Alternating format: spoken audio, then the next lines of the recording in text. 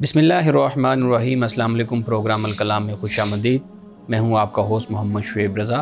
ناظرین کرام، پروگرام کے پہلے حصے میں ہم سیرت النبی صلی اللہ علیہ وآلہ وسلم کے ایک گوشہ پہ گفتگو کریں گے اور اس کے ساتھ ساتھ کچھ بہت اہم سوالات کو پروگرام کا حصہ بنائیں گے۔ حسب سابق ہمارے ساتھ شریک گفتگو ہیں جناب محمد امانت رسول صاحب۔ ہمارے صاحب بہت شکریہ آپ کے وقت کا۔ میری معاونت کے لیے موجود ہے مس نورین صاحبہ۔ Thank you so much madam. ناظرین کرام، آپ کی اسکرین پہ ہمارا واٹس ایپ نمبر آ رہا ہوگا، آپ اپنے سوالات اس واٹس ایپ نمبر پر بھیج سکتے ہیں۔ ہم انشاءاللہ آپ کے سوالات کو ضرور ایڈریس کریں گے۔ امان صاحب، ہمارے ناظرین کے لیے بتائیے گا سیرت النبی صلی اللہ علیہ وآلہ وسلم کے کس گوشہ پہ آپ گفتگو کریں گے؟ بسم اللہ الرحمن الرحیم۔ ناظرین کرام، آج رسول اللہ صلی اللہ علیہ وسلم کی سیرت کا ایک پہلو جو معاشرتی اور سماجی بھی ہے اور جسے ہم بھول بھی چکے ہیں، وہ یہ ہے کہ رسول اللہ صلی اللہ علیہ وسلم خواتین کا احترام کیا کرتے تھے۔ یعنی وہ خاتون ماں بھی ہو سکتی ہے،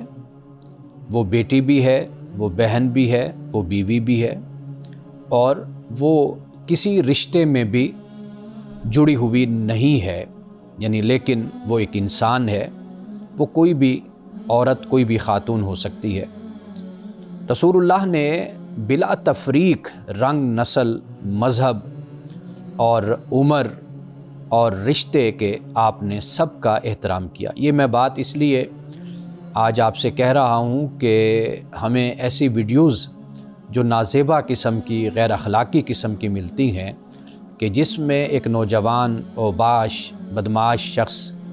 لڑکی کو چھیڑتا ہے، گلیوں میں، کوچوں میں، بازاروں میں، سڑکوں پہ، یہ کلچر ہمیں بدقسمتی سے اب دیکھنے کو ملتا ہے۔ یعنی اس میں ہراسمنٹ بھی ہے اور اس میں بد اخلاقی کا رویہ بھی پوشیدہ اور موجود ہے، اور یہ جو انداز ہے، یہ در حقیقت آج ضرورت ہے کہ ہم مسلمانوں کو، نوجوانوں کو یہ بتایا جائے کہ رسول اللہ صلی اللہ علیہ وسلم خواتین کا کتنا احترام کرتے تھے۔ ایک طرف تو ہم گلی کوچوں میں یہ ماحول دیکھتے ہیں اور اس طرح کی ویڈیوز اور سی سی ٹی وی کیمراز کے ذریعے سے ایسے لوگ ہمیں ان حرکتوں میں مبتلا نظر آتے ہیں۔ دوسری طرف ہم یہ دیکھتے ہیں کہ گھروں میں آج نوجوان اولاد اپنی ماں یا اپنے باپ کی عزت اور ان کا احترام نہیں کرتے۔ یعنی نوجوان، وہ بیٹی بھی ہو سکتی ہے، وہ بیٹا بھی ہو سکتا ہے، یعنی بہن بھائی میں جو ایک احترام اور محبت کا تعلق ہونا چاہیے وہ بھی مفقود ہوتا چلا جا رہا ہے۔ جو گھر میں، خاندان میں جو لوگ بڑے ہوتے ہیں، بزرگ ہوتے ہیں، ان کا ادب اور احترام ہونا چاہیے، وہ بھی اب معاشرے میں کم ہوتا ہوا نظر آتا ہے۔ شاید خاندانی جو تعلق ہوتا ہے، بڑے اور چھوٹے کے احترام کا تعلق اور محبت اور شفقت کا تعلق ہے، وہ کمزور ہوتا چلا جا رہا ہے۔ تو لہٰذا دونوں حوالوں سے رسول اللہ صلی اللہ علیہ وسلم کی سیرت کا یہ پہلو ہماری رہنمائی کرتا ہے۔ یعنی ہم گھر سے باہر ہوں تو پھر رسول اللہ کی سیرت ہمیں کیا بتاتی ہے، اگر ہم گھر کے اندر ہیں تو پھر رسول اللہ کی سیرت ہماری کیا رہنمائی کرتی ہے۔ یعنی آپ دیکھیے کہ سگی ماں تو اپنی جگہ پر کہ اس کا مقام اور مرتبہ بہت بلند ہے، لیکن رسول اللہ نے رضائی مائیں، ان کا بھی ادب اور ان کا بھی احترام کیا۔ حضرت حلیمہ سعدیہ کے بارے میں آتا ہے کہ جب وہ رسول اللہ سے بڑے عرصے کے بعد، سالوں کے بعد جب ملنے آئیں تو آپ انہیں ماں ماں کہتے ہوئے، امی امی کہتے ہوئے آپ ان سے لپٹ گئے، اور روایات میں یہ بھی آتا ہے کہ رسول اللہ نے ان کے لیے اپنی چادر کو بھی بچھا دیا۔ اور اسی طرح سویبہ کہ جو لونڈی تھیں اور جنہوں نے رسول اللہ کو دودھ پلایا تھا، یعنی رضائی ماں تھیں، رسول اللہ نے ان کا بھی بڑا ادب اور بڑا احترام کیا۔ آپ اندازہ کیجئے کہ جب رسول اللہ رضائی ماں کا اتنا احترام کرتے ہیں تو اپنی سگی والدہ کا کتنا احترام کرتے اگر وہ آپ کی زندگی میں، یعنی وہ حیات ہوتی اور آپ نوجوانی میں ان کو پاتے تو آپ ان کا کتنا ادب اور کتنا ان کا احترام کرتے۔ اسی طرح رسول اللہ کی رضائی بہن، یعنی جن سے بہن کا بھی تعلق ہوا، تو رسول اللہ نے ان کا بھی بڑا احترام کیا۔ حضرت شیمہ کے بارے میں آتا ہے کہ وہ ایک جنگ میں، غالباً غزوہ حنین میں، جب آپ کے پاس آئیں، یعنی بطور قیدی کے آئیں، تو رسول اللہ نے جب ان کو دیکھا تو آپ کی آنکھیں بھیگ گئیں اور آپ نے ان سے بڑی محبت اور شفقت کا معاملہ فرمایا، اور جب آپ نے ان کو رخصت کیا تو آپ نے ان کو مال و متاع کے ساتھ، یعنی اس وقت جو بھی تحائف دیے جا سکتے تھے، رسول اللہ نے اپنی بہن کو تحفے دے کر آپ نے رخصت کیا۔ آپ خواتین کا اس حد تک ادب اور احترام آپ فرماتے تھے کہ کوئی خاتون جس سے کوئی رشتہ اور تعلق ہوتا وہ آپ سے ملتی یا نہ ملتی، رسول اللہ کے پاس جب بھی وسعت ہوتی، سہولت ہوتی اور خوشحالی ہوتی تو آپ ضرور اپنے ان رشتوں کو اور ان خواتین کو آپ یاد رکھا کرتے تھے۔ رسول اللہ نے اپنی بیٹیوں سے کس طرح محبت کی، یہ سب کچھ ہمیں احادیث میں ملتا ہے، اور خاص طور پر سیدہ فاطمۃ الزہرا رضی اللہ تعالی عنہا کے ساتھ آپ کی محبت اور آپ کی شفقت کا جو تعلق تھا وہ کتابوں میں موجود ہے، اور ہر مسلمان بچے کو، بچی کو، بڑے چھوٹے کو، سب کو معلوم ہے کہ رسول اللہ صلی اللہ علیہ وسلم اپنی صاحبزادیوں سے کتنی محبت فرماتے تھے، اور خاص طور پر سیدہ کائنات فاطمۃ الزہرا رضی اللہ تعالی عنہا سے آپ کی محبت کتنی ہوتی تھی۔ اور اسی طرح رسول اللہ کی ازواج مطہرات، آپ کی بیویاں، آپ ان کے ساتھ کیا معاملہ فرماتے تھے وہ بھی سیرت کی کتابوں میں موجود ہے۔ حضرت خدیجۃ الکبریٰ رضی اللہ تعالی عنہا سے لے کر سیدہ عائشہ صدیقہ رضی اللہ تعالی عنہا تک رسول اللہ کا سلوک، آپ کی محبت، اور گھر میں خاص طور پر آپ کا ان کے ساتھ معاملہ کیسے ہوتا تھا کہ جب آپ گھر میں تشریف لاتے تھے تو رسول اللہ گھر کے کاموں میں شریک بھی ہوا کرتے تھے، ہاتھ بھی بٹاتے تھے اور حصہ دار بھی بنتے تھے، اور کبھی ایسا نہیں ہوتا تھا کہ رسول اللہ نے کبھی کسی معاملے میں انکار فرمایا ہو، یعنی یہاں تک کہ اپنے کام بھی آپ خود کر دیا کرتے تھے اور گھر کے کاموں میں بھی رسول اللہ شریک ہوا کرتے تھے۔ رسول اللہ نے یہاں تک فرمایا کہ عورت مرد کی ہمسر ہے، یعنی حدیث کی کتابوں میں یہ روایت ہمیں ملتی ہے، یعنی ہمسری سے مراد یہ ہے کہ عورت کی شخصیت ہے، مرد کی بھی شخصیت ہے، عورت کے بھی جذبات ہیں، مرد کے بھی جذبات ہیں، عورت کے بھی احساسات ہیں، مرد کے بھی احساسات ہیں، یعنی اپنی شخصیت میں، اپنے وجود میں وہ برابر ہیں، اس میں انسانیت میں کسی قسم کی کوئی کمی بیشی نہیں ہے۔ اس لیے معاشرے کو یہ چاہیے کہ وہ عزت اور احترام جہاں مردوں کے لیے ہے تو وہاں پر عورتوں کے لیے برابر ہی عزت اور احترام ہے۔ یہ رسول اللہ صلی اللہ علیہ وسلم کی سیرت ہے کہ اب آپ یہ دیکھیے کہ یہ تو جو ذکر میں نے کیا یہ تو رشتوں کی بات ہو جاتی ہے، یعنی ماں ہے، بہن ہے، بیٹی ہے اور بیوی ہے، لیکن رسول اللہ نے ان رشتوں سے ہٹ کر بھی یعنی باقی رشتوں کو بھی آپ نے نبھایا، یعنی مثال کے طور پر کوئی آپ کی پھوپھی ہے، کوئی آپ کی چچی ہے، جیسے حضرت فاطمہ بنت اسد حضرت علی رضی اللہ تعالی عنہ کی والدہ محترمہ، آپ نے ان سے ہمیشہ محبت اور احترام کا اظہار کیا۔ جب ان کی وفات ہو گئی تو رسول اللہ صلی اللہ علیہ وسلم نے تدفین کے وقت آپ خود وہاں پر موجود تھے اور سیدہ فاطمہ بنت اسد رضی اللہ تعالیٰ عنہ کی قبر میں خود رسول اللہ تشریف لے گئے، آپ وہاں پر لیٹے اور اپنی والدہ کے یعنی حضرت علی رضی اللہ تعالیٰ عنہ کی والدہ اور رسول اللہ کی چچی، اور ویسے رسول اللہ ان کو اپنی ماں ہی فرمایا کرتے تھے،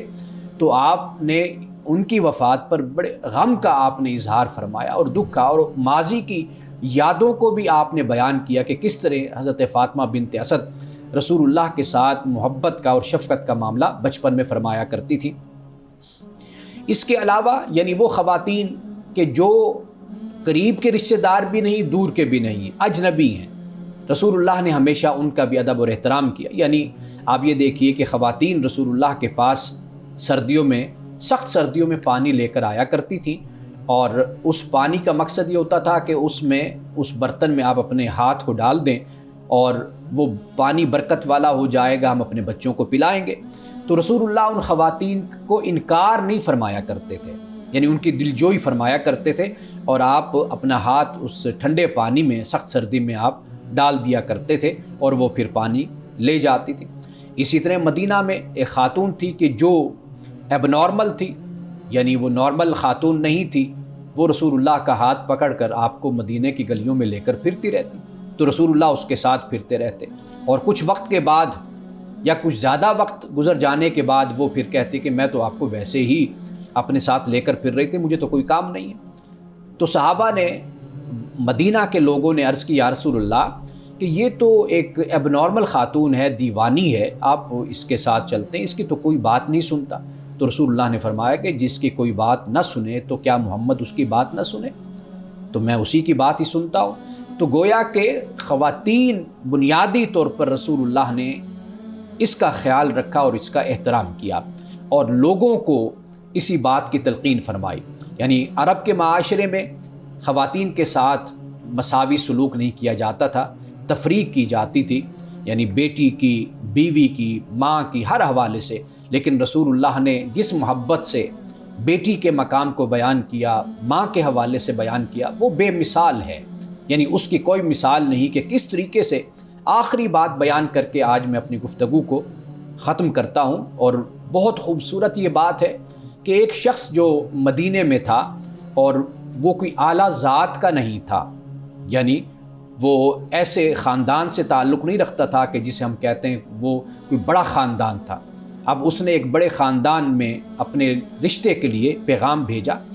تو وہ جو باپ تھا اس بچی کا، بیٹی کا، تو اس نے کہا کہ بھئی اب کون سا گھروں میں بیٹیوں کی کمی ہے کہ رسول اللہ صلی اللہ علیہ وسلم یعنی محمد جب سے آئے ہیں اور انہوں نے نبوت و رسالت کا اعلان کیا ہے، تو اس کے بعد اب لوگوں نے اپنی بیٹیوں کو زندہ درگور کرنا چھوڑ دیا، قتل کرنا چھوڑ دیا، تو لہٰذا اب تو گھروں میں بیٹیاں ہیں، اب تم مجھ سے کیا رشتہ مانگنے آئے ہو؟ رسول اللہ کی نبوت و رسالت کے بعد اب تو گھر گھر میں بیٹیاں ہیں، کہیں سے بھی تم بیٹی لے سکتے ہو۔ یعنی یہ رسول اللہ کی سیرت ہے کہ جس سے ہمیں معلوم ہوتا ہے کہ جب رسول اللہ تشریف لائے اور آپ نے اعلان نبوت و رسالت فرمایا تو پھر لوگ مسلمان ہوتے چلے گئے، تو پھر خواتین کو خاص طور پر بیٹیوں کی عزتیں محفوظ ہوتی چلی گئیں، ان کی زندگیاں محفوظ ہوتی چلی گئیں۔ تو رسول اللہ نے ہمیں اسی بات کی تعلیم دی کہ ہم گھر سے باہر ہوں یا گھر کے اندر ہوں، ہم ہمیشہ خواتین کا احترام کریں اور ان کے حقوق کو تسلیم کریں۔ بڑا خوبصورت موضوع۔ آج کے اگر دور کو ہم دیکھیں تو انتہائی خوبصورت موضوع کہ جہاں پہ ایک طرف آنر کلنگ کا معاملہ ہے، جہاں پہ بچوں کی تعلیم میں رکاوٹ کا معاملہ ہے، جہاں پہ ہمارے ہاں ہراسمنٹ کے کیسز ہوتے ہیں۔ رسول اللہ صلی اللہ علیہ وسلم کی سیرت کا اتنا خوبصورت پہلو آپ نے ہمارے سامنے رکھا۔ میں یہ پوچھنا چاہتا ہوں کہ ہمارے ہاں اگر ہم اوورآل اپنے معاشرے کو دیکھیں، پاکستانی معاشرے کو، تو ہمارے ہاں جو بہن بھائیوں کے درمیان احترام تھا وہ اب ختم ہوتا جا رہا ہے۔ ہم دیکھتے ہیں کہ 16 17 18 سال تک، 20 سال تک تو اکٹھے ہیں سب اور بڑی پیار محبت ہے، لیکن جیسے ہی شادیاں ہوتی ہیں یا جیسے ہی اپنے فیوچر کے معاملات ہوتے ہیں تو ہم ایک دوسرے کی، اگر بڑا لفظ نہ ہو تو ہم شکلیں بھی دیکھنا پسند نہیں کرتے، ایک دوسرے کے دشمن بن جاتے ہیں۔ تو یہ جو احترام ختم ہوتا جا رہا ہے سگے بہن بھائیوں کے درمیان، اس کی کیا وجہ ہے کہ ایک طرف اسلام کے ساتھ اتنا اسٹرانگلی ہم کہتے ہیں ہم جڑے ہوئے ہیں، دوسری طرف رویہ یہ ہے؟ اچھا، کچھ اختلافات ایسے ہوتے ہیں جو فطری ہوتے ہیں، بہن بھائیوں میں بھی ہوتے ہیں، دوستوں میں بھی ہوتے ہیں، یعنی وہ بطور انسان بطور انسان مختلف شعبوں میں انسان ہوتا ہے تو وہاں پر بھی اختلافات ہوتے ہیں۔ ایک تو یہ چیز فطری بات ہوتی ہے، اور پھر آپ یہ بھی دیکھیں کہ شادی سے پہلے یا گھر کا سربراہ بننے سے پہلے وہ خود کسی سربراہی میں ہوتے ہیں، سرپرستی میں ہوتے ہیں۔ صحیح۔ تو جب انسان خود سرپرستی میں ہوتا ہے نا تو پھر کافی حد تک اختلافات کم ہوتے ہیں، اگر ہوتے ہیں تو وہ بہت ہی معمولی نوعیت کے ہوتے ہیں، جیسے بچوں کے درمیان اختلافات چلتے رہتے ہیں۔ تو لہٰذا کچھ اختلافات کو تو فطری طور پر قبول کرنا چاہیے، اور پھر سربراہ بن جانے کی وجہ سے، خاندان کے بڑے بن جانے کی وجہ سے وہ پھر دوسری صورتیں اس میں پیدا ہو جاتی ہیں۔ بعض اوقات آپ یہ دیکھتے ہیں کہ جائیداد کے مسائل بھی پیدا ہوتے ہیں، بچیوں کے رشتوں کے حوالے سے بھی مسائل پیدا ہوتے ہیں۔ بعض اوقات یہ بھی ہوتا ہے وراثت کی تقسیم کا معاملہ ہوتا ہے، وہاں پر بھی اختلافات پیدا ہوتے ہیں۔ دیکھیے، یہ جو اختلافات ہیں یہ تو انسانی زندگی سے کبھی ختم نہیں کیے جا سکتے، اور انسانوں کا مزاج ایک دوسرے سے چونکہ مختلف ہوتا ہے تو اس کی وجہ سے بھی اختلاف ہوتا ہے۔ لیکن بہرحال جس بات کی طرف آپ اشارہ کر رہے ہیں، تو اگر ہم اس کو اس طریقے سے سمجھیں کہ ہمارے معاشرے میں یا پاکستانی معاشرے میں آپ کہہ لیجئے کہ جو ایک اس وقت ارتقاء کا عمل چل رہا ہے، یعنی جس سے ہم کہتے ہیں کہ انسان ترقی کی طرف آگے بڑھ رہا ہے، ہم بھی اپنے معاشرے میں بہت سی جو رسوم ہیں، روایات ہیں، جو ہمیں اپنے آبا سے ملی ہیں، باپ دادا سے ملی ہیں، بہت اچھی ہیں، وہ اس لیے ٹوٹ رہی ہیں کہ اب دنیا بالکل تبدیل ہو رہی ہے۔ لوگوں کا لائف سٹائل بدل رہا ہے، طرز زندگی بدل رہا ہے، فکر بدل رہی ہے، سوچ بدل رہی ہے اور ماحول بدل رہا ہے، اس کی وجہ سے جو یہ ایک ٹوٹ پھوٹ کا عمل ہوتا ہے یہ معاشرے میں جاری ہوتا ہے، یعنی پرانی طرز کو چھوڑ کر ایک نئی طرز میں جانے کا عمل۔ یہ چیزیں ہیں کہ جس کی وجہ سے یہ اختلافات سامنے آتے ہیں۔ کچھ فطری اختلافات ہوتے ہیں اور کچھ ہوتے ہیں کہ جن میں جسے آپ کہہ لیجئے کہ انسان کا اپنا نفس اور اس کی نیت اور اس کا اپنا مزاج جو ہے وہ بھی اس میں انوالو ہوتا ہے، اور باہر کے اثرات تو انسانی مزاج پر، طبیعت پر اور ماحول پر ضرور ہوتے ہیں۔ صحیح۔ اچھا، ایک اور چیز بھی آپ نے اپنی گفتگو میں کہا کہ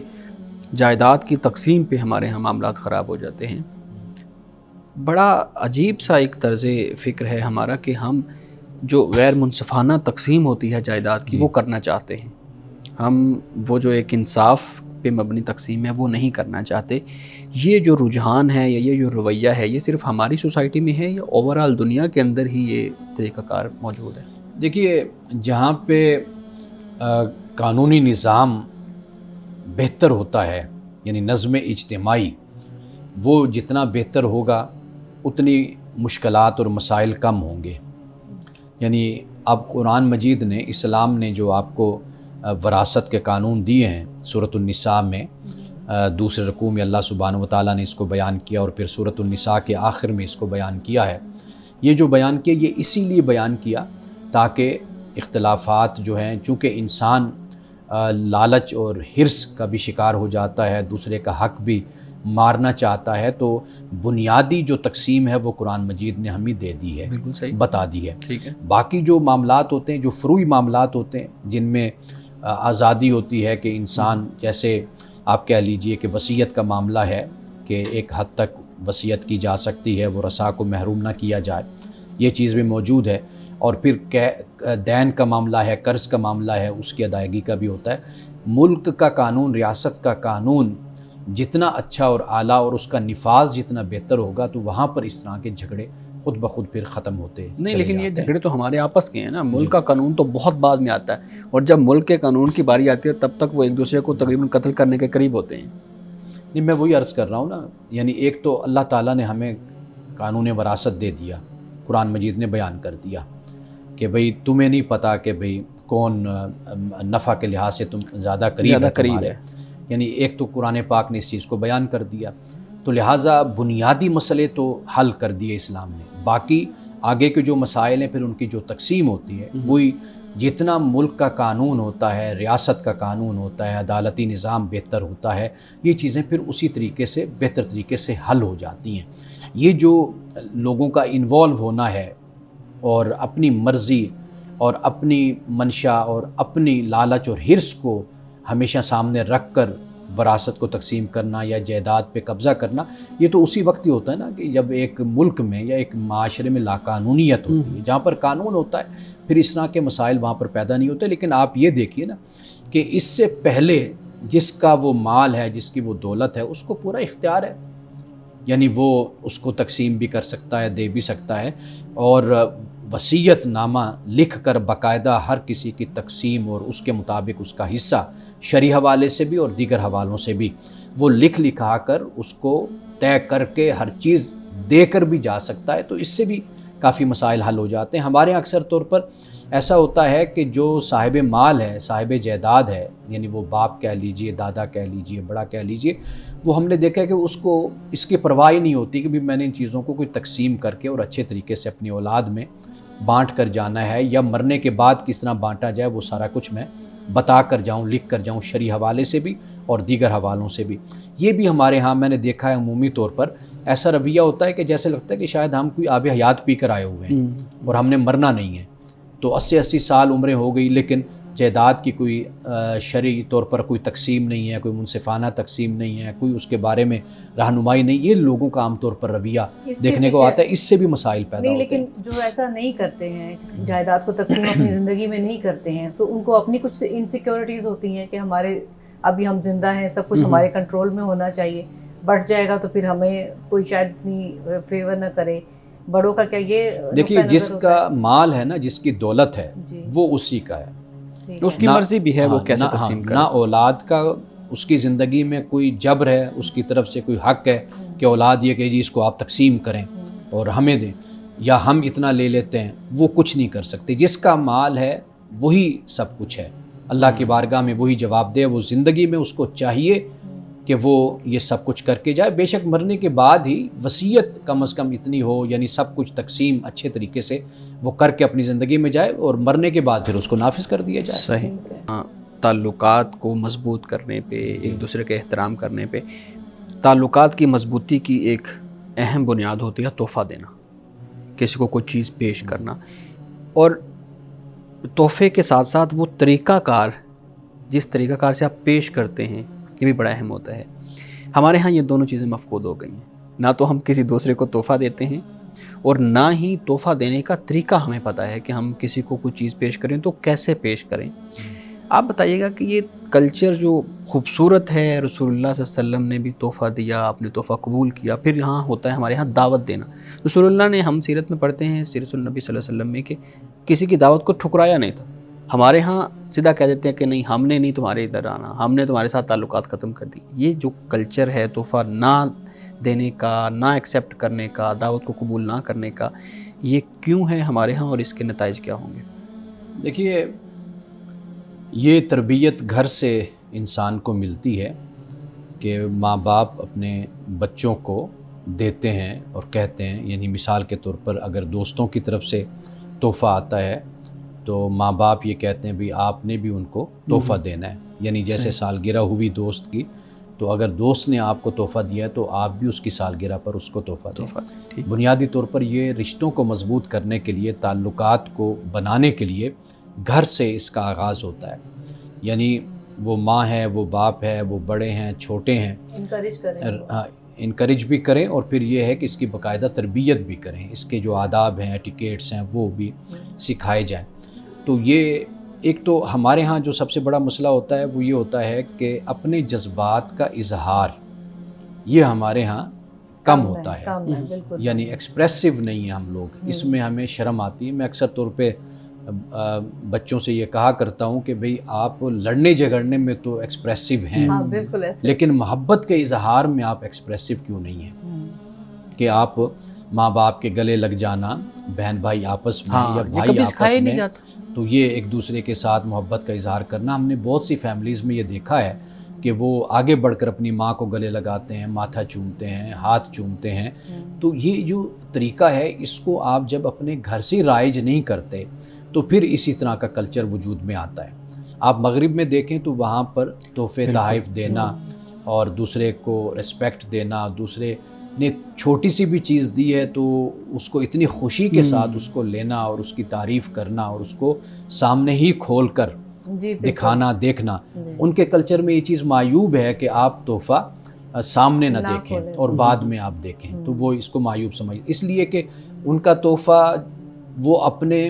یعنی جو بھی ان کی وسعت ہے، ہمت ہے، وہ بہت اچھے طریقے سے وہ تحفہ جیسا یعنی ہے خرید کر اچھے طریقے سے وہ پیش کریں گے۔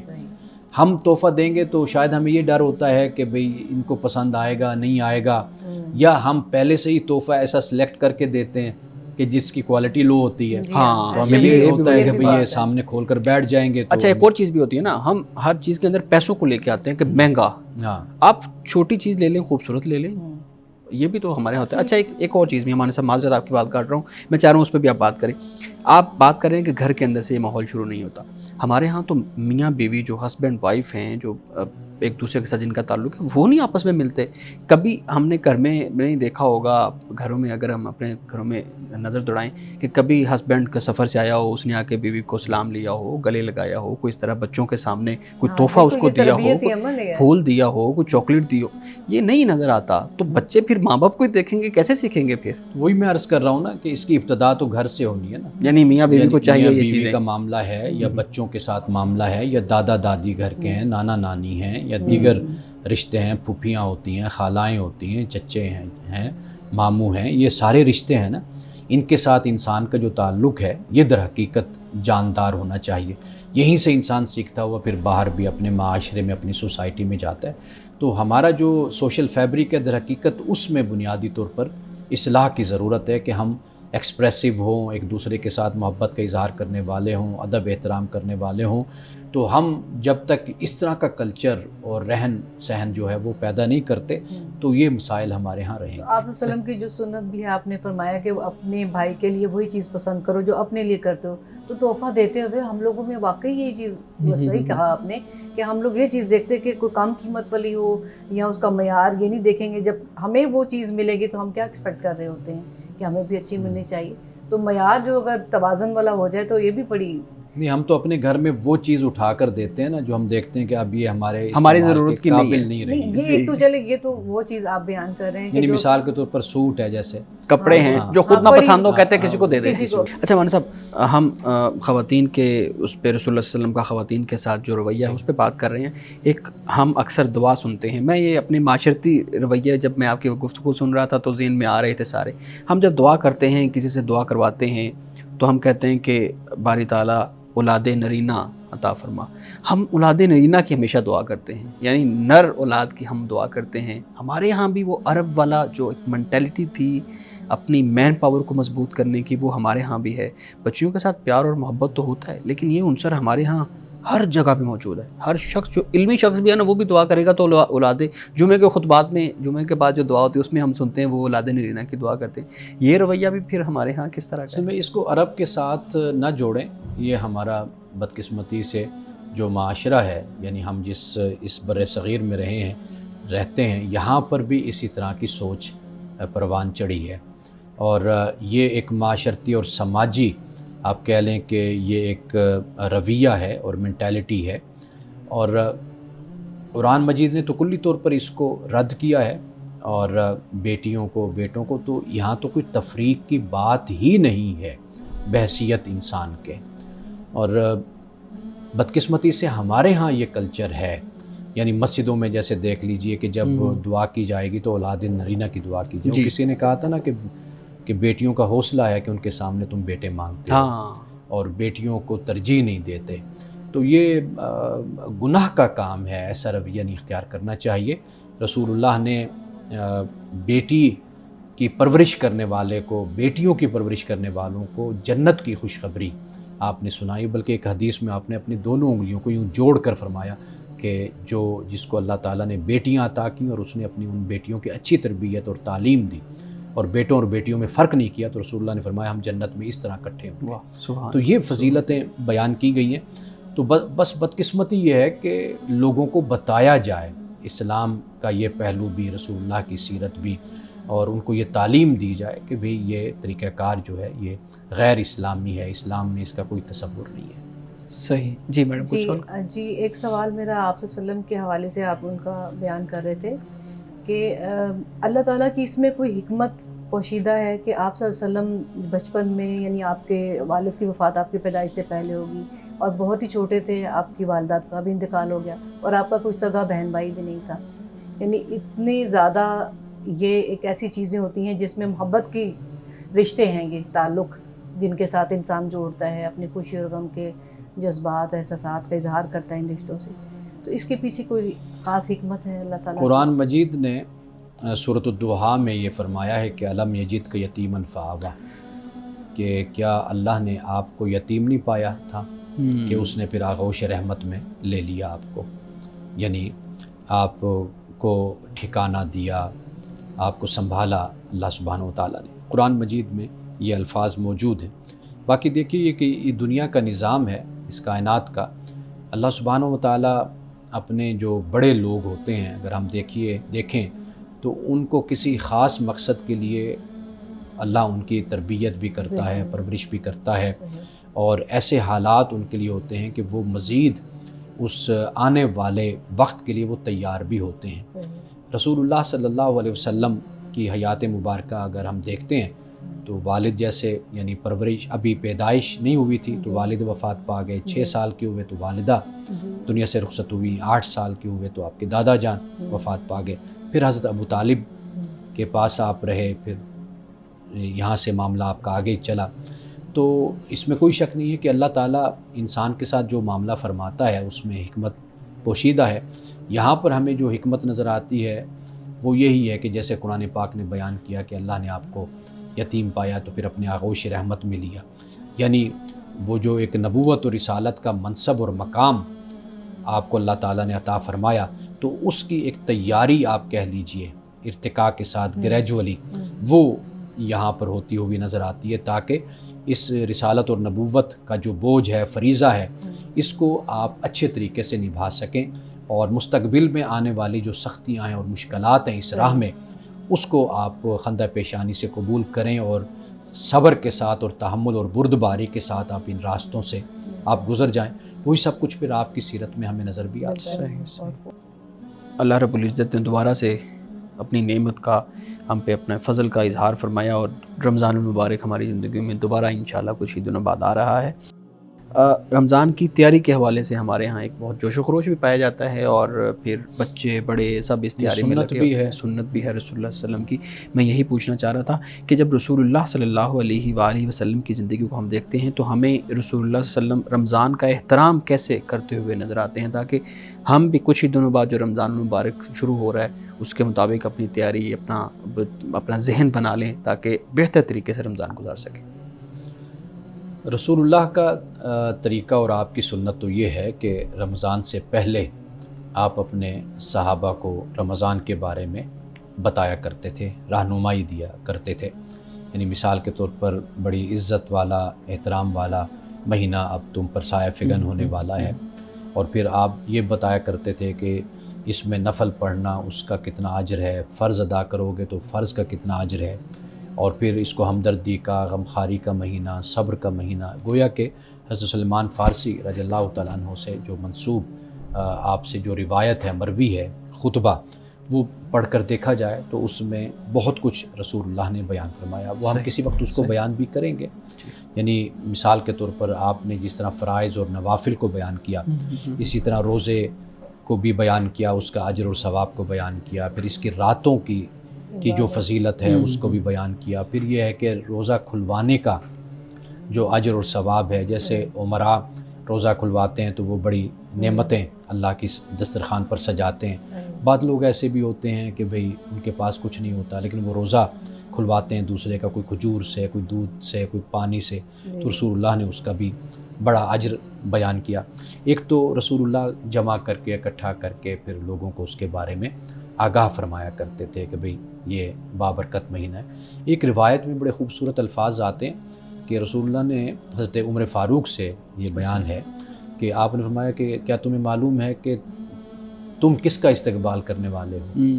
اور کون تمہارا استقبال کرنے والا ہے؟ تو یعنی کہ یہ جو الفاظ ہے نا کہ تم کس کا استقبال کرنے والے، یہ انداز ہوتا ہے کہ جیسے ہم کہتے ہیں نا کہ بیٹا آپ کو پتہ ہے آج کون سے مہمان آنے تھوڑی والے اس کے اندر کشش پیدا کرنے کشش پیدا اور اس کی عظمت کو بیان کرنے کے لیے۔ اب مومن کا استقبال کون کرنے والا ہے؟ رمضان بھی استقبال کرتا ہے، اللہ بھی استقبال کرنے والا ہے، قرآن بھی استقبال کرنے والا ہے۔ تو لہٰذا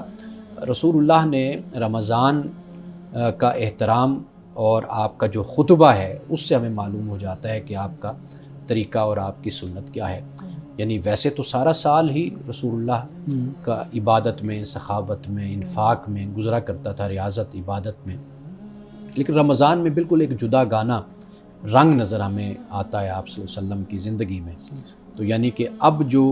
ترجیح ہے وہ زیادہ عبادت کو ہے، روزے کو ہے، روزے کی فرضیت ہے، قرآن سے زیادہ تعلق کا ہے، حضرت جبریل سے آپ کا دور ہے، قرآن پاک کا سنانا ہے، سننا ہے، یہ جو سارے معاملات ہیں تو یہ بتاتے ہیں کہ رمضان میں رسول اللہ کا جو طریقہ ہے وہ یہ ہے کہ اس میں پوری یکسوئی کے ساتھ اللہ کی طرف متوجہ ہو کر زندگی گزارنی چاہیے۔ بالکل ایسے ہی جیسے ہمارے گھر میں مہمان آنے ہوتے ہیں تو ہم اس کے آنے سے پہلے کچھ پلاننگز کرتے ہیں، گھر میں ارینجمنٹس کرتے ہیں، کچھ کھانے کی، کچھ صفائی ستھرائی کی، کبھی اسپیشل کچھ اٹینشن دیتے ہیں۔ تو اسی طرح رمضان سے پہلے آپ صلی اللہ علیہ وسلم لوگوں میں انرجی بھرنے کے لیے، ان کو انرجیٹک بنانے کے لیے رمضان کے فضائل وغیرہ۔ لیکن ایک بات یاد رکھیے کہ جو ہمارے ہاں طریقہ ہے نا جی کہ ہم کوئی 8، 10، 15 روزے تو ہم بڑے بھرپور دسترخوان سجاتے ہیں اور بدہضمی بھی ہوتی ہے ہمیں اور ہماری طبیعتیں بھی خراب ہوتی ہیں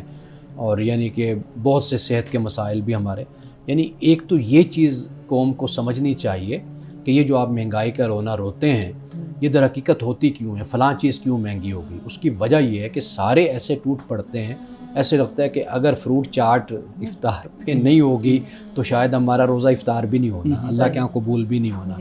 اور پھر یہ جو سموسے پکوڑے اس طرح کی چیزیں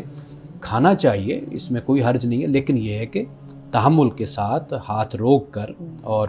قناعت کے ساتھ، اور مطلب یہ کہ جو روزے کا مقصد ہے وہ سارا فوت ہو جاتا ہے۔ یعنی آپ جیسے افطار کے لیے بیٹھے تو آپ نے وہ جو کمی تھی سارا دن کی وہ آپ نے پوری کر دی۔ تو اب یہ جو رویہ، یہ طریقہ ہے، اس پر ہمارے مسلمان بھائیوں اور بہنوں کو توجہ کرنی چاہیے۔ یہاں پہ پھر یہ بتائیے گا رسول اللہ صلی اللہ علیہ وسلم کا دسترخوان کیسا ہوتا تھا رمضان میں خاص طور پہ؟ دیکھیے رسول اللہ صلی اللہ علیہ وسلم کا دسترخوان وہ تو بہت سادہ تھا، یعنی کھجور یا پانی یا دودھ، یہ 2-3 چیزیں تھیں جو آپ کے دسترخوان پر موجود ہوتی تھیں۔ ہاں کبھی اگر کوئی آپ کو دعوت دیتا تھا، افطار کے لیے بلاتا، آپ کسی کے ہاں تشریف لے جاتے تھے تو وہ صحابی اپنی طرف سے کچھ ارینجمنٹ کر دیتے تھے، جیسے زیتون ہوتا ہے، انجیر ہوتی ہے، یا کوئی کھانا اس وقت جو مروج یا مستعمل جو اس وقت موجود استعمال کھانا ہوتا تھا، یا وہ دسترخوان پر ہوتا تھا، جیسے بکرے کا گوشت وغیرہ ہو گیا، یا کوئی دلیا ہے جیسے ہم جاؤ ہو گئے، یا اس طرح رسول اللہ صلی اللہ علیہ وسلم کو جو پسند تھا شوربے میں روٹی کو سرید بنا کر آپ کا کھانا، تو یہ چیزیں موجود ہوتی تھی۔ لیکن آپ کے اپنے گھر میں، آپ کے اپنے کاشان نبوت پر، کہ جہاں حضرت بلال بھی آپ کے ساتھ شریک ہوتے تھے، تو روایات میں ہمیں یہی ملتا ہے کہ اگر 2 کھجوریں ہیں تو 1 کھجور بلال کو دے دینی، خود کھا لینی، اور اسی طرح پانی ہے یا دودھ بکری کا ہے وہ میسر آ جانا۔ تو رسول اللہ کی سنت اور آپ کا طریقہ وہ تو یہی ہمیں صاحب تکلفات کے حوالے سے اگر ہمارے پاس مختصر بالکل 1 منٹ ہے۔ یہ آپ نے ویسے تو توجہ دلوائی ہے، لیکن میں پھر بھی چاہوں گی کہ اس پہ ذرا بات ہو، اس آگہی کے لیے کہ تکلفات ہماری زندگی میں اتنے آ گئے ہیں، جیسے کہ ٹیبل بھر گئی ہے۔ اب ہم اگر اس سے فیضیاب ہونا چاہتے ہیں کہ افطار کروائیں، لیکن کئی لوگ اس لیے بھی نہیں کرواتے ہیں، قدم نہیں آگے بڑھاتے ہیں کہ ہمارے پاس اتنی وسعت نہیں، اگر ہم 1 یا 2 کھانے رکھیں صحیح تو اس سے لوگ باتیں کریں گے کہ یہ کیا ہمیں بلایا۔ سب سے بڑی چیز جو ہے نا رمضان اور روزہ، وہ ہے نفس کا استغنا، نفس کی بے غرضی، بے نفسی، یہ بنیادی چیزیں یہ پیش نظر رہنی چاہیے۔ کبھی دسترخوان اچھا بھی سج جاتا ہے، کبھی نہیں بھی ہوتا، کبھی معمول کے مطابق کھا لیتا ہے انسان۔ اصل ہے انسان کا اپنا جو من ہے، نفس ہے، اس میں انسان جھانک کر دیکھے کہ بھئی اس میں استغنا، بے پرواہی، بے غرضی، اخلاص وہ اس کے اندر پیدا ہوا ہے یا نہیں ہوا، یہ بنیادی چیز۔ صحیح۔ مولانا صاحب آج کے حدیث مبارکہ بیان کیجیے گا۔ حضرت انس بن مالک رضی اللہ تعالیٰ عنہ فرماتے ہیں کہ غزوہ تبوک کی مہم سے جب رسول اللہ صلی اللہ علیہ وسلم واپس تشریف لائے تو آپ نے فرمایا کہ کچھ لوگ ہمارے پیچھے مدینہ میں رہ گئے تھے، لیکن وہ اس سفر میں فی الواقع ہمارے ساتھ تھے۔ ہم لوگ جس گھاٹی میں چلے اور جو وادی ہم نے طے کی، ہر جگہ وہ ہمارے ساتھ رہے ہیں، اور انہیں کسی وجہ نے، کسی عذر نے انہیں روک دیا تھا۔ یعنی رسول اللہ صلی اللہ علیہ وسلم نے جو بات یہاں پہ بیان فرمائی ہے وہ یہ ہے کہ انسان کوئی اچھا عمل کرنے کی نیت کر لیتا ہے، لیکن کوئی عذر ایسا پیش آ جاتا ہے کہ جس کی وجہ سے وہ نیک عمل نہیں کر پاتا،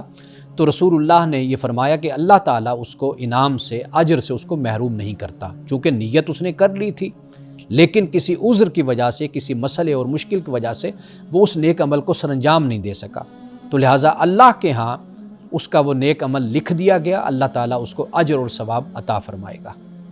ناظرین کرام، اس دعا کے ساتھ اپنے پروگرام کا اختتام کریں گے۔ اللہ رب العزت حسن کلام اور تاثیر کلام عطا فرمائے، ہماری زبان کے گروں کو کھول دے اور سننے والوں تک خیر کا پیغام پہنچے۔ اجازت دیجیے، خدا حافظ۔